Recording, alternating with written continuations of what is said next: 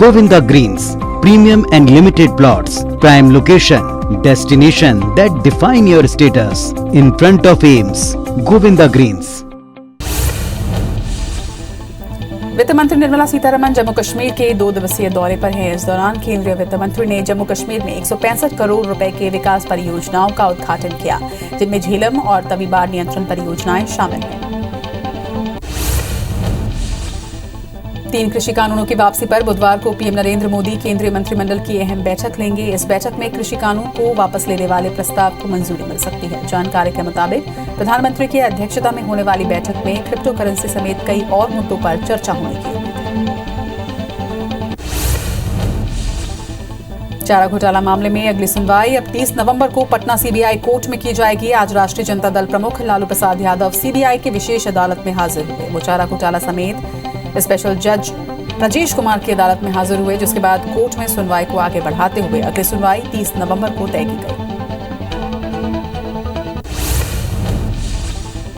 दिल्ली के राष्ट्रपति भवन में आज रक्षा अलंकरण समारोह का आयोजन किया गया, जहां पर गलवान घाटी में ऑपरेशन स्नो लेपर्ड के दौरान जान गंवाने वाले कर्नल संतोष बाबू को मरणोपरांत महावीर चक्र से सम्मानित किया गया। राष्ट्रपति रामनाथ कोविंद ने उनकी मां और पत्नी को पुरस्कार सौंपा। वहीं जम्मू कश्मीर के केरन सेक्टर 1 आतंकवादी को मारने और 2 अन्य को घायल करने के लिए 4 पैरा स्पेशल फोर्स के सूबेदार संजीव कुमार को मरणोपरांत कीर्ति चक्र से सम्मानित किया गया। दिल्ली के राष्ट्रपति भवन में आयोजित अलंकरण समारोह में राष्ट्रपति रामनाथ कोविंद ने उनकी पत्नी को ये सम्मान दिया। दिल्ली के राष्ट्रपति भवन में आज सिपाही गुरतेज सिंह को गलवान घाटी में चीनी सेना द्वारा किए गए शातिर हमले के खिलाफ उनकी वीरतापूर्ण कार्रवाई के लिए मरणोपरांत वीर चक्र से सम्मानित किया गया। राष्ट्रपति रामनाथ कोविंद ने उनके माता पिता को पुरस्कार सौंपा। आज का दिन वायुसेना प्रमुख के लिए भी यादगार रहा। दिल्ली में राष्ट्रपति रामनाथ कोविंद ने भारतीय वायुसेना प्रमुख एयर चीफ मार्शल विवेक राम चौधरी को परम विशिष्ट सेवा मेडल से सम्मानित किया। पश्चिम बंगाल की सीएम ममता बनर्जी सोमवार से दिल्ली दौरे पर है। सीएम ममता 24 नवंबर को प्रधानमंत्री नरेंद्र मोदी से मुलाकात करेंगी। सीएम ममता बनर्जी ने यह बताया कि बुधवार को बीएसएफ और बंगाल के विकास के मुद्दों पर पीएम के साथ अपॉइंटमेंट है। बच्चों के कोरोना वैक्सीनेशन और कुछ जरूरी मुद्दों पर सरकार के टॉप एडवाइजरी ग्रुप की मीटिंग अगले 2 हफ्ते में हो सकती है। एनटीएजेआई वैक्सीन की बूस्टर डोज को लेकर भी एडवाइजरी जारी कर सकता है। उम्मीद जताई जा रही है कि गंभीर बीमारियों से जूझ रहे बच्चों के लिए जनवरी में कोरोना वैक्सीनेशन शुरू किया जा सकता है। देश में वैक्सीनेशन का काम तेजी से आगे बढ़ रहा है। देश में वैक्सीनेशन का आंकड़ा 117 करोड़ 67 लाख के पार पहुंच चुका है, जिसमें 76 करोड़ 99 लाख से ज्यादा लोगों को पहला डोज और 40 करोड़ 67 लाख से ज्यादा लोगों को दोनों डोज लगाए जा चुके हैं। वहीं मध्य प्रदेश में 8 करोड़ 8 लाख और छत्तीसगढ़ में 2 करोड़ 45 लाख लोगों ने कोरोना की वैक्सीन लगवा ली है।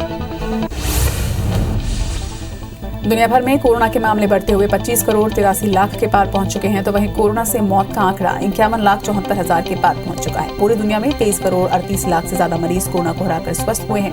वहीं दुनिया में एक्टिव मामले 1 करोड़ 93 लाख पहुंच चुके हैं। देश में कोरोना के 60,579 नए केस सामने आए, जिससे कुल मरीजों का आंकड़ा अब 3 करोड़ 45 लाख 26 हजार के पार पहुंच चुका है। 236 नई मौत से अब तक 4 लाख 66 हजार से ज्यादा मरीजों की मौत हो चुकी है। वहीं 24 घंटे में 12,000 से ज्यादा मरीजों के डिस्चार्ज होने से अब तक 3 करोड़ 39 लाख 46 हजार मरीज ठीक हुए हैं। वहीं एक्टिव मरीजों की संख्या घटकर 1,13,000 पर पहुंच गई है। मध्य प्रदेश में वैक्सीनेशन का दायरा बढ़ता जा रहा है। प्रदेश में सेकेंड डोज में 3 करोड़ का आंकड़ा पार हो चुका है। वहीं मध्य प्रदेश में 3 करोड़ 1,98,214 लोगों का 100% वैक्सीनेशन हो चुका है। अब तक कुल 8 करोड़ 8,76,388 लोगों ने वैक्सीन लगवाई है, जिसमें से 5 करोड़ 6,78,174 लोगों ने पहली डोज लगवाई है। राजधानी भोपाल में डेंगू का संक्रमण थमने का नाम नहीं ले रहा है। शहर में पिछले 24 घंटे में डेंगू के 3 नए मरीज सामने आए, जिसके बाद डेंगू के मरीजों का आंकड़ा 716 पर पहुंच चुका है। वहीं शहर के सरस्वती नगर सेंट्रल जेल और राजीव कॉलोनी से सबसे ज्यादा मरीज सामने आए। मध्य प्रदेश की आर्थिक राजधानी इंदौर में डेंगू का प्रकोप लगातार बढ़ता जा रहा है। बता दें कि शहर में पिछले 24 घंटे में डेंगू के 11 नए मरीज सामने आए, जिसके बाद डेंगू के मरीजों की संख्या 1051 पर पहुंच गई है। वहीं नए मरीज मिलने के बाद शहर में डेंगू के एक्टिव मरीजों की संख्या 19 पर पहुंच चुकी है। यूपी के नोएडा में 25 नवंबर को इंटरनेशनल एयरपोर्ट का पीएम नरेंद्र मोदी भूमि पूजन करेंगे, जिसकी तैयारी अंतिम चरण में है। इन तैयारियों का जायजा लेने कल प्रदेश के मुख्यमंत्री योगी आदित्यनाथ भी जेवर पहुंचने वाले हैं। ग्वालियर में 24 घंटे के अंदर डेंगू के 41 नए मरीजों की पहचान हुई है, जिसके बाद डेंगू मरीजों का आंकड़ा 2300 के पार पहुंच चुका है। जिले में डेंगू से अब तक 6 लोगों की मौत हुई है। वहीं कोरोना के बाद डेंगू के बढ़ते मरीजों ने स्वास्थ्य विभाग की चिंता और बढ़ा दी है। मध्य प्रदेश के बुरहानपुर के रहने वाले एक बिजनेसमैन ने ताजमहल जैसा एक आलीशान घर बनवाया है और उसे अपनी पत्नी को गिफ्ट किया। जैसे शाहजहां ने अपनी पत्नी के लिए प्यार के प्रतीक के रूप में ताजमहल बनवाया था, उस तरह से ये इमारत भी शख्स ने अपनी पत्नी को उपहार में दिया है, जिसकी तस्वीरें सोशल मीडिया पर छाई हुई हैं। देश की राजधानी दिल्ली की वायु गुणवत्ता आज भी बेहद खराब श्रेणी में रही। वायु गुणवत्ता मौसम पूर्वानुमान और अनुसंधान प्रणाली के मुताबिक राजधानी दिल्ली का वायु गुणवत्ता सूचकांक 315 है। बता दें कि दिवाली के बाद से दिल्ली में वायु गुणवत्ता में लगातार गिरावट दर्ज की जा रही है। रक्षा मंत्री राजनाथ सिंह ने बीते दिनों पाकिस्तान को जमकर फटकार लगाई और कहा कि अगर वो बाज नहीं आया तो उसे ये नया और मजबूत भारत मुंहतोड़ जवाब देगा। अब पाकिस्तान उनके इसी बयान पर आग बबूला हो गया है। पाकिस्तानी विदेश मंत्रालय ने कहा है कि राजनाथ सिंह का ये बयान गैर जिम्मेदाराना और उकसाऊ है। चीन पाकिस्तान इकोनॉमिक कॉरिडोर पर इमरान सरकार की परेशानी बढ़ गई है। कई महीनों से इस प्रोजेक्ट पर काम बंद है। इमरान सरकार चीन को मनाकर इसे शुरू कराना चाहती है, लेकिन काम शुरू होता इसके पहले ही विरोध शुरू हो चुका है। बलूचिस्तान के ग्वादर में कई दिनों से CPEC के विरोध में प्रदर्शन हो रहे हैं। Pakistan petrol pump dealer association ने 25 नवंबर को राष्ट्रव्यापी हड़ताल करने का ऐलान किया है। एसोसिएशन के सूचना सचिव नौमान अली ने कहा कि 25 नवंबर को देश भर में पेट्रोल पंप बंद रहेंगे। उन्होंने ये भी बताया कि सरकार ने उनकी मांगें नहीं मानी, जिसके चलते उन्हें ये फैसला लेना पड़ा। अफगानिस्तान की तालिबान सरकार ने देश के तमाम टीवी चैनल्स को यह आदेश दिया है कि वो ऐसे प्रोग्राम बिल्कुल भी टेलीकास्ट न करें जिनमें महिला अभिनेत्री हो। रविवार को जारी फरमान में कई और भी बातें कही गई हैं। न्यूज चैनल से ये कहा गया है कि वो ये भी तय करें कि उनकी हर महिला जर्नलिस्ट अपनी रिपोर्ट्स टेलीकास्ट करते वक्त पारंपरिक हिजाब पहने हुए हो। संयुक्त राष्ट्र ने सोमवार को एक आपातकालीन रिपोर्ट जारी करते हुए अफगानिस्तान के बैंकों को बढ़ावा देने के लिए तत्काल कार्रवाई करने पर जोर दिया। उन्होंने चेतावनी दी है कि ऋण चुकाने में असमर्थ नागरिकों, कम जमा और नकदी की कमी के कारण वित्तीय प्रणाली कुछ महीनों के भीतर ही ध्वस्त हो सकती है। हांगकांग में नए कानून के तहत अब निजी स्कूलों में चीन का झंडा लहराया जाएगा और चीनी राष्ट्रगान गाया जाएगा। विशेषज्ञों ने इस कानून को खतरनाक बताया है। उन्होंने कहा कि इससे बच्चों में चीन के प्रति लगाव की भावना बढ़ाने की कोशिश की जा रही है। इस साल जून महीने में राष्ट्रगान अध्यादेश के कानून के बाद इस जनादेश की घोषणा की गई थी। चीन के राष्ट्रपति शी जिनपिंग ने दक्षिण चीन सागर को लेकर चल रहे टकराव के बीच कहा है कि उनका देश दक्षिण पूर्व एशिया पर प्रभुत्व हासिल नहीं करना चाहता और न ही अपने छोटे पड़ोसियों पर दबाव डालना चाहता है। जिनपिंग ने सोमवार को दक्षिण पूर्व एशियाई राष्ट्र संघ के सदस्यों के 10 सदस्यों के साथ एक ऑनलाइन सम्मेलन के दौरान ये बात कही। ऑस्ट्रिया में कोरोना संक्रमण के बढ़ते मामलों को रोकने के लिए सोमवार से राष्ट्रव्यापी लॉकडाउन लगाया गया। ऑस्ट्रिया समेत यूरोप के कई देशों में कोविड-19 के मामले लगातार बढ़ रहे हैं, जिससे वहां की स्वास्थ्य देखभाल प्रणालियों पर भार पड़ रहा है। फ्रांस के प्रधानमंत्री जीन कोरोना वायरस से संक्रमित पाए गए हैं। पड़ोसी मुल्क बेल्जियम से लौटने के बाद उनके कोरोना की चपेट में आने की जानकारी सामने आई। वहीं प्रधानमंत्री कार्यालय ने इसकी जानकारी साझा की है। जबकि फ्रांस की 75% आबादी का वैक्सीनेशन हो चुका है, लेकिन सबके बाद भी हाल ही के हफ्तों में संक्रमण के मामलों में यहाँ इजाफा हुआ है। जर्मनी के स्वास्थ्य मंत्री ने कहा है कि कोरोना वायरस के मामले तेजी से बढ़ रहे हैं। स्वास्थ्य विभाग ने आशंका जताई है कि साल के अंत में कई लोगों को कोविड होगा और उनमें से कुछ की मौत भी हो सकती है। बताया जा रहा है कि पिछले 24 घंटों में जर्मनी में कोरोना वायरस संक्रमण के 30,000 से ज्यादा नए मामले सामने आए हैं और ये पिछले सप्ताह आए नए मामलों के मुकाबले करीब 50% ज्यादा है। ब्रिटेन जाने का इंतजार कर रहे भारतीयों के लिए खुशखबरी है। भारत बायोटेक की वैक्सीन कोवैक्सीन ले चुके लोग यूके की यात्रा अब कर पाएंगे। ब्रिटेन ने भारत को कोवैक्सीन को अपनी अप्रूवल लिस्ट में शामिल कर लिया है। लिहाजा 22 नवंबर से भारत बायोटेक निर्मित टीका लगवाने वाले यात्रियों को अब यूके में क्वारंटाइन नहीं होना पड़ेगा। ब्रिटेन में सोमवार से कोविड-19 की बूस्टर डोज यानी कि अतिरिक्त खुराक के लिए बुकिंग शुरू हो गई है, लेकिन 40 साल से अधिक उम्र के लोगों को ही इसका लाभ मिल पाएगा। ब्रिटिश राष्ट्रीय स्वास्थ्य सेवा ने कहा कि 40 साल से अधिक उम्र के लोग ही वैक्सीन की बूस्टर डोज के लिए पात्र होंगे। ब्रिटेन के प्रिंस चार्ल्स आज एक नए AstraZeneca research and development facility का उद्घाटन करेंगे। इससे कंपनी के लक्ष्य को पूरा करने में सहयोग मिलेगा। एस्ट्राजेनेका ने ऑक्सफोर्ड यूनिवर्सिटी में विकसित अपने कोरोना वैक्सीन की 2 बिलियन खुराक का सप्लाई किया था। इसके अलावा कोरोना संक्रमण से बचाव के लिए एंटीबॉडी कॉकटेल तैयार करने की दिशा में काम कर रहे हैं। जलवायु परिवर्तन पर रोक लगाने के लिए ब्रिटेन ने बड़ा कदम उठाया है। ब्रिटेन में बनने वाली हर नई बिल्डिंग में इलेक्ट्रॉनिक कार के लिए चार्जिंग पॉइंट बनाना अनिवार्य किया गया है। सुपरमार्केट, वर्कप्लेस, बिल्डिंग रिनोवेशन के समय इलेक्ट्रॉनिक कार चार्जिंग पॉइंट बनाना आवश्यक होगा। ऐसे में ब्रिटेन में 1,45,000 नए चार्जिंग पॉइंट बनाए जाएंगे। भोपाल में शिवराज कैबिनेट की बैठक हुई, जिसमें कई बड़े फैसले लिए गए हैं। बैठक में 4 दिसंबर को टंटिया मामा का बलिदान दिवस मनाने का फैसला लिया गया है। वहीं बलिदानी स्थली पाताल पानी में कार्यक्रम का आयोजन किया जाएगा। वहीं सभी मंत्रियों को अपने अपने विभागों के टीकाकरण अभियान की समीक्षा 25 दिसंबर तक करने के निर्देश दिए गए। कैबिनेट की बैठक में आज पंचायत राज संशोधन संबंधित अध्यादेश का अनुमोदन हो गया है। अब पंचायत चुनाव के लिए पुराना आरक्षण और परिसीमन लागू होगा। 25 नवंबर को ऊर्जा साक्षरता अभियान शुरू किया जाएगा। देश में इस तरह का ये पहला अभियान है। शिवराज कैबिनेट की बैठक में राजस्व प्रकरण के अविवादित नामांतरण के निपटारे के लिए साइबर तहसील बनाने का फैसला लिया गया। वहीं आगर में 550, शाजापुर में 450 और नीमच में 500 मेगावाट के प्लांट लगेंगे। 25 नवंबर से पूरे एमपी में ऊर्जा साक्षरता अभियान चलेगा, जिसमें बिजली बचाने का संदेश दिया जाएगा। दुर्ग के रिसाली नगर निगम क्षेत्र में गृह मंत्री ताम्रध्वज साहू और क्षेत्रीय विधायक ने बाइक रैली निकाली। इस दौरान गृह मंत्री खुद बाइक चलाते नजर आए। रैली के माध्यम से सीएम भूपेश बघेल द्वारा दिए गए करोड़ों की सौगात का आभार व्यक्त किया गया। शिवराज कैबिनेट समिति की बैठक में उद्योगों को 5 रुपए प्रति यूनिट बिजली देने की मांग उठी। बैठक में मंत्रियों ने उद्योगों को सस्ते बिजली देने की मांग भी उठाई। उन्होंने कहा कि सस्ते बिजली मिलेगी तो प्रदेश में नए उद्योग भी आएंगे। अभी उद्योगों को 8 रुपए प्रति यूनिट बिजली मिलती है।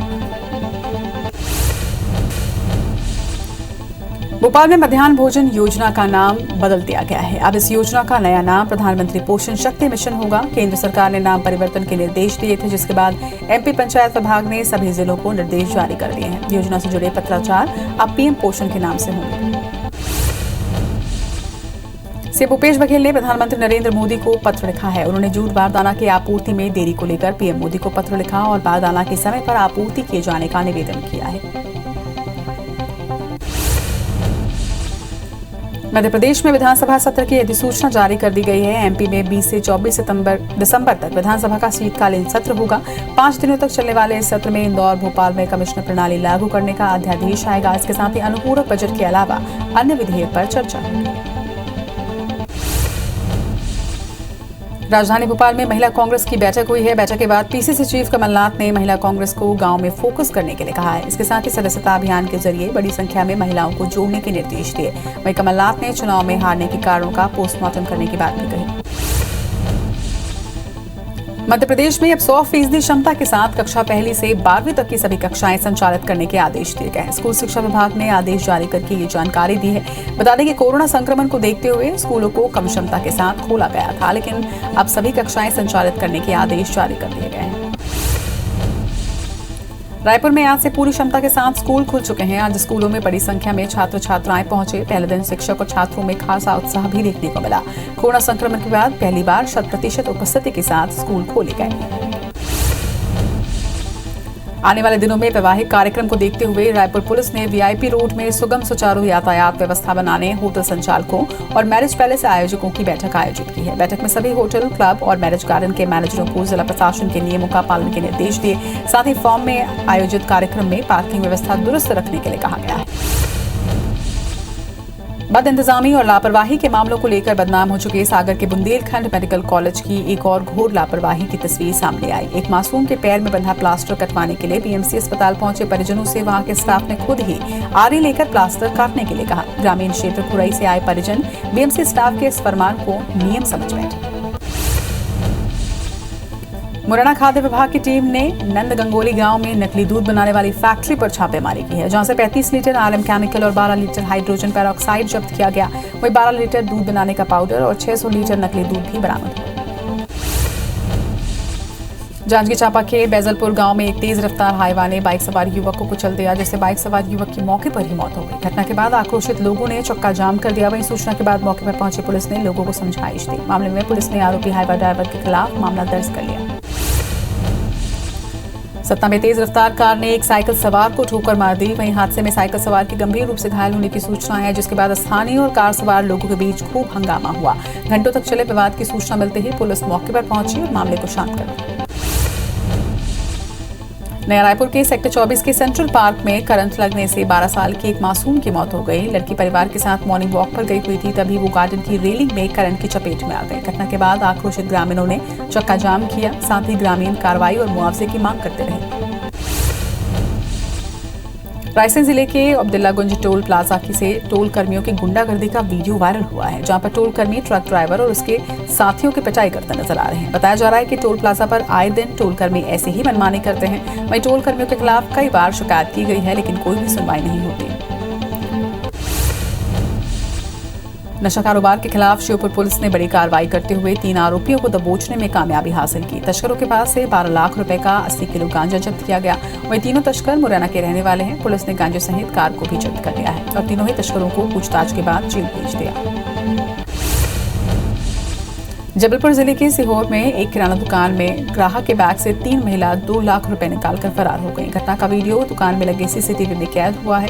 वहीं पुलिस वीडियो के आधार पर अब महिलाओं के खिलाफ मामला दर्ज कर उनकी तलाश कर रही है। महासमुंद के सरायपाली में सिंघोड़ा पुलिस ने एक बुलेरो से 100 किलो गांजा बरामद किया है। हालांकि पुलिस को देखकर ड्राइवर गाड़ी को मौके पर ही छोड़कर फरार हो गया, जिसकी तलाश जारी है। पुलिस के मुताबिक सूचना के आधार पर खमारपाली नाका के पास घेराबंदी की गई। इस दौरान ड्राइवर गाड़ी को छोड़कर वहां से फरार हो गया। नक्सलियों ने एक प्रेस नोट जारी कर गढ़चिरौली में मारे गए 26 नक्सलियों की याद में 1 दिवसीय बंद का आह्वान किया है। नक्सलियों ने 27 नवंबर को महाराष्ट्र, एमपी, छत्तीसगढ़, ओडिशा, तेलंगाना और आंध्र प्रदेश में बंद का आह्वान किया, जिसके मद्देनजर सुकमा में पुलिस ने सर्चिंग तेज कर दी है। कांकेर कलेक्टर चंदन कुमार ने चरामा बीईओ कार्यालय में पदस्थ बाबू आशीष गुप्ता को निलंबित कर दिया है। दरअसल बाबू ने चरामा के भिलाई में पदस्थ तत्कालीन शिक्षिका शशि प्रभा दुबे से जीपीएफ की राशि निकालने की एवज में 28,000 रुपए की रिश्वत ली थी। वहीं जांच में दोषी पाए जाने पर कलेक्टर ने कार्रवाई की। खंडवा में कुछ दिनों से छाए बादलों के कारण चने के पौधों में सेमी ऊपर इल्ली और जड़ सूखने की समस्या सामने आ रही है। अचानक तापमान बढ़ने से ये स्थिति बनी है, जिससे किसानों की चिंता बढ़ गई है। पन्ना टाइगर रिजर्व में बाघ पुनर्स्थापना योजना लागू होने के बाद बाघों का कुनबा लगातार बढ़ता जा रहा है। टाइगर रिजर्व में 75 से अधिक बाघ हो चुके हैं, जिससे पर्यटकों को अब बाघ आसानी से नजर आते हैं। बिलासपुर में नॉन इंटरलॉकिंग के कारण ट्रेनों का परिचालन प्रभावित हो रहा है। इसी बीच आज से 25 नवंबर तक राजनांदगांव और कलमना के बीच तीसरी लाइन पर काम होगा, जिसकी वजह से 4 ट्रेनों को रद्द किया गया है। दुर्ग गोंदिया, गोंदिया इतवारी, इतवारी गोंदिया और गोंदिया दुर्ग स्पेशल ट्रेनों को रद्द किया गया है। कवर्धा के स्वामी करपात्री स्टेडियम में सोमवार को 21वीं राज्य स्तरीय शालेय क्रीड़ा प्रतियोगिता का शुभारंभ किया गया। इस दौरान पन्नेरिया विधायक ममता चंद्राकर और नगर पालिका अध्यक्ष ऋषि शर्मा कार्यक्रम के अतिथि रहे। प्रतियोगिता में प्रदेश के 5 खेल जोन बस्तर, सरगुजा, बिलासपुर, रायपुर और दुर्ग के बालक बालिका शामिल हुए। राज्य स्तरीय प्रतियोगिता का समापन 25 नवंबर को होगा।